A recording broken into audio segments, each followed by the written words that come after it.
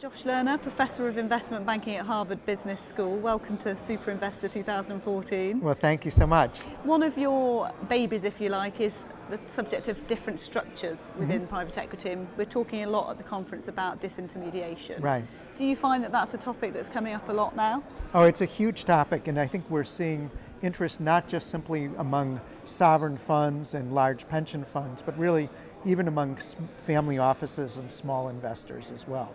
And on the one level, you can sort of understand where people are coming from, in the sense that people are aggravated about the high fee levels and the fact that so much of the compensation for the general partners is taking the form not of carried interest, but in terms of management fees and other kinds of things which are not linked to performance. It really seems to be, in some sense, against the model, and you can see why people are hungry for alternatives to that approach.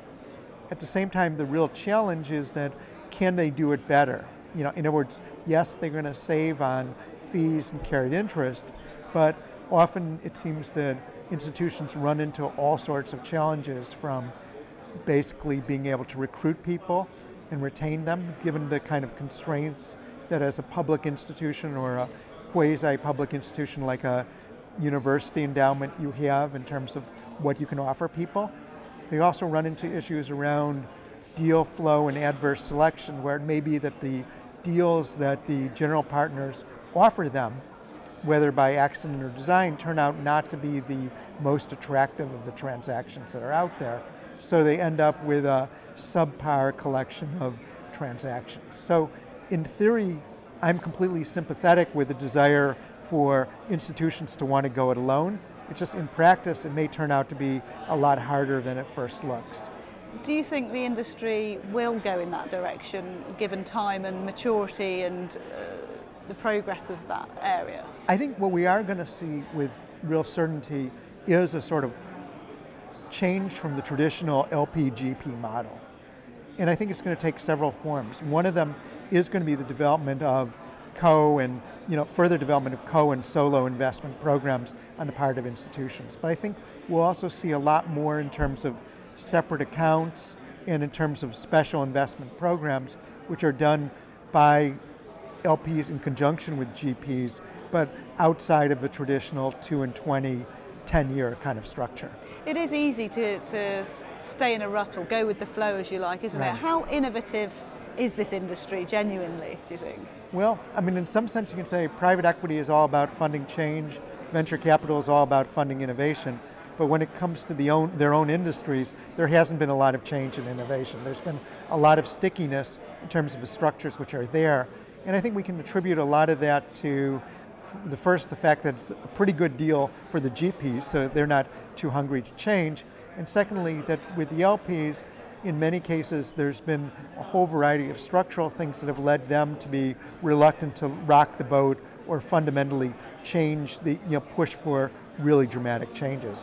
One of the biggest issues is that LPs are at some fundamental level in competition with each other, and essentially if one takes too activist a stance, one's going to endanger one's ability to get into many of the best funds. So it's easy to go with the flow, and talking to other panelists and speakers here, that's one of the problems that's developing in terms of a credit bubble, because those going with the flow aren't finding the harder routes that would avoid that. Yeah, well, I mean, I think this is a business where you see that pattern not just simply among the limited partners, but also among the general partners. Topics become quite interesting and quite sexy, and then you see people rushing in to do investments in those areas. There is an element of Me Tooism in terms of what gets done in terms of investments, and this has the sort of unfortunate aspect of leading to, overfunding or, sort of mini bubbles, whatever kind of phrase you want to use to describe the kind of way in which we get money-chasing deals, increases in valuation, and often disappointment to everyone all around. What would you like to see happening in terms of improving that sustainability and less of the sort of rushing in where everyone's gone before? Well, it's a really interesting question. I mean, it's certainly, I think, one of the things that characterizes the groups which have been more resistant to these temptations, and I think it's very hard to say we're going to totally tune out the world and just do what we want to do. I mean, we're all, whether we like it or not, shaped by what's going on around us. But if you look at the groups that have been more resistant to these tendencies, you tend to see that first they have often a very strong culture and a very strong sense of what makes one of their deals and what doesn't make one of their deals. And secondly, they often have a very rigorous, almost intellectual process for looking at and assessing where they are, where the opportunities are, and how the deals they're considering fit into that mix. So it's a combination of both organizational strength and the development of key processes. You talked about processes and sort of due diligence, if you like. What is the best way to then measure success and measure whether you've succeeded where you've invested? Well, that's a truly existential question, right?